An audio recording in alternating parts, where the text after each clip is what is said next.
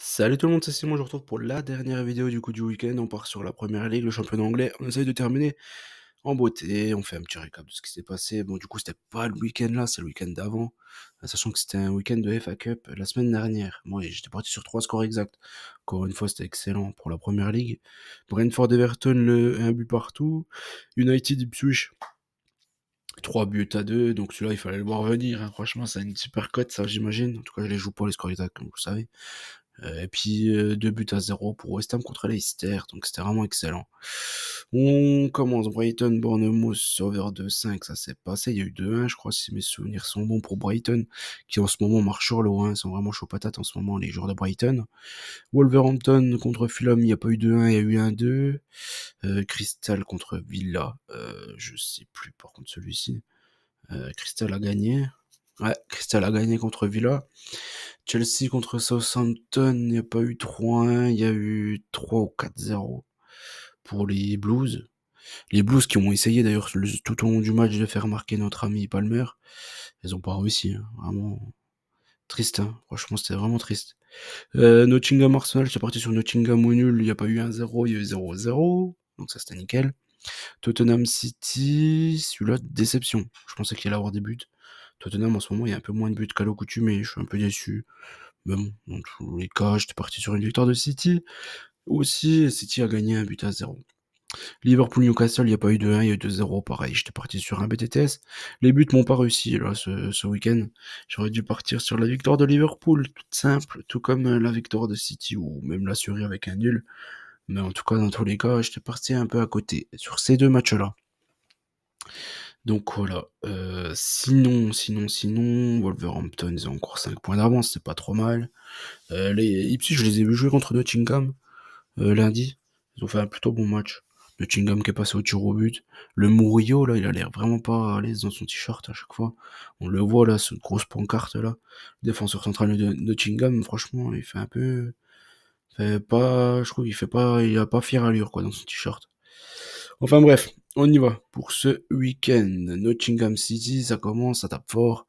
Nottingham, je les ai pas trouvés très bons, hein, comme je l'ai dit, contre Ipswich. Je pense que City, c'est une équipe qui ne leur réussit pas en plus, hein.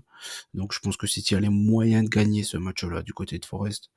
Je pense que c'est possible pour City. Dans tous les cas, ils ont besoin de points, comme on peut voir au classement. Sinon, ils peuvent se faire doubler. Pour City, en fait, c'est ultra important de finir dans le top 4 pour rejouer la Ligue des Champions, pour gagner pas mal de blé aussi. C'est super important. Parce que je pense qu'il y aura beaucoup de changements cet été. Beaucoup de recrues, je pense qu'il y a Guimarães qui va venir notamment. Enfin, je pense qu'il y aura beaucoup de changements à City cette intersaison. Donc ils ont besoin de pas mal d'argent, ils ont besoin de bien sûr de jouer la Ligue des Champions l'an prochain pour attirer les joueurs. Donc ouais, je pense que là, City, c'est indéniable et super important pour eux. Ils doivent passer devant Nottingham. En gagnant, on leur passe devant, ils ont qu'un point d'écart. Donc je pense que City devrait aller faire le taf du côté de Nottingham. Brighton contre Fulham, je vais faire confiance à Brighton. Après, là, c'est un match très dur. Pourquoi? Parce que Fulham, à l'extérieur, ils réussissent super bien. Ils sont encore allés éliminer Manchester United, là, de leur. Enfin, United, vous allez me dire. C'est des brels. Mais Brighton, franchement, ils sont pas mal, hein. Depuis un petit moment, hein, même contre les grosses équipes, ils font des bonnes perfs. Donc, je pars sur une victoire de Brighton. Sur le même score que City, d'ailleurs. Et je suis reparti encore une fois sur le même score, il me semble, ouais. Entre Crystal et Ipswich, je pars sur une victoire de Crystal, peut-être plus compliqué qu'il n'y paraît. Soit parce qu'il y a Mateta qui vient de se faire exploser, là. Contre le goal de je sais plus qui, de Millwall, je crois. Donc, ouais. Ça va être un peu plus compliqué sans Mateta. Je pense que ce match-là, ça va être Nketiah, j'imagine, qui va jouer. Mais Crystal, en ce moment, sont plutôt en forme, donc je vais leur faire confiance quand même contre Ipswich. Liverpool-Southampton, Liverpool, ça va être un match plus dur parce que c'est le match de l'entre-deux contre Paris. Mais honnêtement, Southampton, ils ont pas le niveau. Donc je pense qu'ils peuvent vraiment les ratatiner quand même. Brentford contre Villa, j'ai vu que Brentford était favori, mais Brentford à domicile, ils font vraiment que des mauvaises perfs. Villa, on a bien vu que les recrues Rashford et Asensio leur font beaucoup de bien quand même, mine de rien, hein. Même s'ils ont perdu Duran, les renforts leur font beaucoup de bien quand même. On voit surtout Asensio qui marche sur l'eau actuellement, qui marque tous les matchs. Et Rashford qui fait quasiment tout le temps toutes les passes D pour Asensio. Donc Brentford, ils sont performants ces derniers temps, mais surtout à l'extérieur, à domicile, ils n'y arrivent pas. Donc je pars sur une victoire de Villa, hein. Quand on regarde le classement, Villa, ils ont besoin de points, absolument besoin de points. Et en plus, leur match contre Bruges, il est quasiment plié dès le match aller. Donc franchement, je pense qu'ils ont quand même tout intérêt à faire une bonne perf du côté de Brentford. Wolverhampton contre Everton, match trop dur celui-ci, trop dur. Everton en ce moment ils perdent plus un match. Et Wolverhampton ils ont besoin de points, donc je me dis que pourquoi pas, ils peuvent se quitter bons amis. Je pense que le nul peut arranger quasiment tout le monde ici, hein. Chelsea contre Leicester, je suis parti sur une victoire des Blues, bien évidemment, parce que Leicester en ce moment ils perdent tous leurs matchs, ils sont trop nazes. Donc je vais faire confiance aux Blues quand même. Même si c'est pas une équipe en qui on peut avoir super confiance, surtout qu'il y a Copenhague en plus. Je me dis quand même que Leicester ils sont trop mauvais. Ils sont trop mauvais pour inquiéter cette équipe de Chelsea, je pense. Ça peut être un match un peu comme contre Southampton. Je pense que Leicester doit perdre ce match-là contre Chelsea. T'as Palmer en plus qui joue pas la Ligue Europa là, donc normalement il devrait arriver plus frais. À quoi qu'il y a eu, non, je crois qu'il l'a pas mis sur la liste encore, hein. Donc ouais, je pense que Palmer, en plus, là, il devrait quand même réussir à marquer un but contre Leicester. Ça fait un petit moment qu'il a pas marqué, donc peut-être le moment de se sortir un petit coup de baguette magique, hein, pour notre ami Cole Palmer. Tottenham contre Bournemouth, là c'est un match trop dur, encore une fois. Tottenham en plus ils jouent plus rien en championnat. Bournemouth en ce moment ils ont des petits couacs.